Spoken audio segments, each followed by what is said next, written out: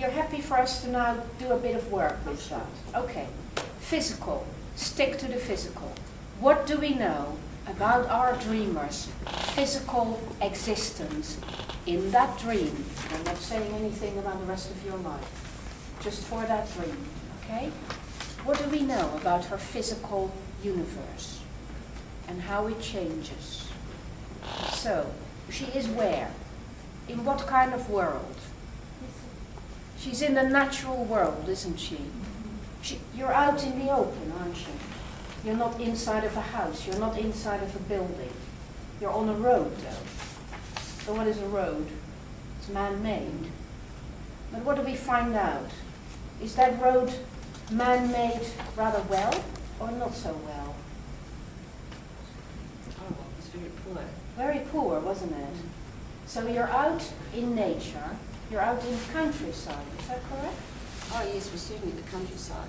You weren't in a city? No, it was absolutely, there was nothing there.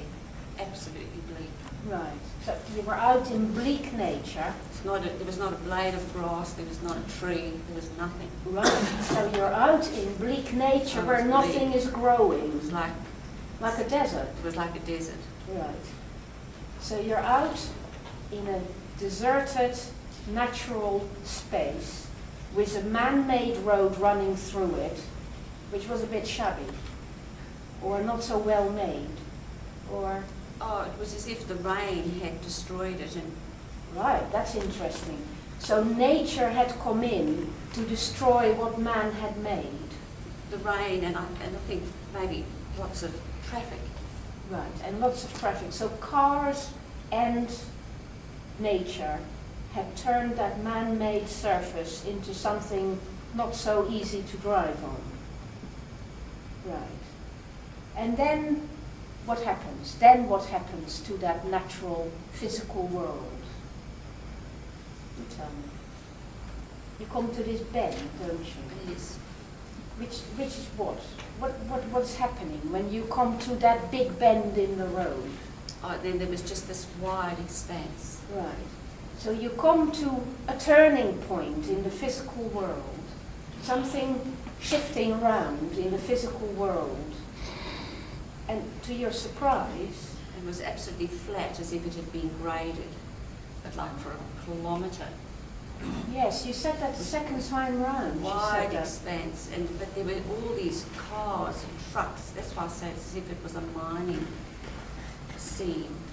How do you mean that, a mining scene? Well, if you, I don't know, in my mind, if you see a picture of a mining scene where there's lots of mining going on, maybe up in Western Australia where there's desert and there's mines and there's trucks and there's all these, it's just activity, but it's just mining and there's nothing there. It's just, there's not a blade of grass, but this was flat. Right. So it's pretty deserted still, barren. But it's where people kind of mine for something. I didn't see the mines, you didn't though, see but that. it was just No. in my mind, Yes. like that. Right. So what does that mean? That there is that sort of space that is bleak and wide open and a sort of a kilometre around where you imagine there will be lots of trucks and people doing things, but you still don't see any of those people. They were all in the cars and trucks. Right. They're all moving. Right. Okay. So we'll come back to that because that's your social world. Let's get back to the physical world. So what happens next? So when you're confronted with this sort of opening up space where suddenly people come into the physical world, the scene shifts. So you become uncomfortable in your physical world. Initially you say you're quite comfortable. I was very comfortable. You were talking about your little car, but actually you were quite comfortable in Yes, that. You were okay, sort of motoring along. And then you come to this place where suddenly lots of other people turn up and you become uncomfortable. Actually, that's in the social world because you become uncomfortable because they're chaotic, right? They were chaotic. There were Yeah. no rules of the road there. Right. So they interfere with you in some ways. Now I'm pushing you, so you need to correct me if I get No, that that sounds wrong. right. They're interfering with you. That's what it felt like to me. No, that's true. That is what it felt like to you. Okay, so now we're in the social world. We'll come back to the natural world if we have time. In the social world then, what do we find out? First, you're on your own, quite at ease, quite comfy in your little car. Now when these people come in, what happens to you? Well, I was well, all I wanted to understand the rules of, well, there was no rule, and so I just kept to my rule, which was just stay to the left. But then, of course, I became apprehensive because at the same time I realised there was the river ahead. And you also realized they weren't necessarily being good like you were, sticking to the rule. No, they weren't sticking to the rule at all. There was a car coming towards me and it wasn't going to move. So in the social world, you're very well behaved, right?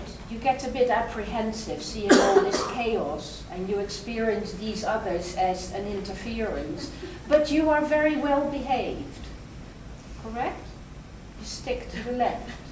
In the dream, yes. In the dream. I don't know you. I don't know. You're very well behaved. Yes. But these other guys aren't, are they? They mess you about. Correct?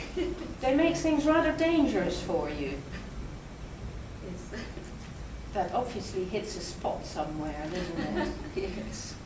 And so what do you do when they do that? How do you respond to these other people in your dream? I just obeyed the rule more than ever. So you stick to the rule more than ever in response to the threat of these other people. And what happens? Well, the person complied. So you actually did a rather sensible thing there. It worked. Do you remember what else comes in at the social level at that point?